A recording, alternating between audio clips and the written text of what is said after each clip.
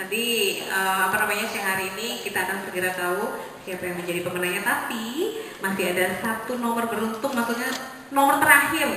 Kecil-kecil cabai rawit ini. Sayang silakan. Iya, maksudnya dibagikan dulu. Iya, kepada para dewan juri yang terhormat yang hari ini.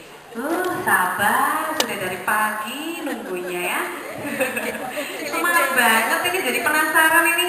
Aduh, namanya siapa cantik? Nikmatul Aulia. Nikmatul Aulia, kelas berapa ini? 3 SD. Oh, benar sekali, benar ya, nggak mungkin 3 SMP. Ini kan 3 SDI. Baik, udah siap ya? Benar sekali. Tadi yang mungil-mungil, ada yang dari peserta berapa juga mungil begini ya, tapi mungil-mungil cabai rawit, jangan salah. Sudah siap, sayang? Ya. Tepuk tangannya yang meriah. Ada 18. Assalamualaikum warahmatullahi wabarakatuh. Terjadinya demam maaf tapi pada zaman dahulu ada seorang kiai bernama Nyai Gendeng bertempat tinggal di desa Kindang. Kiai Gendeng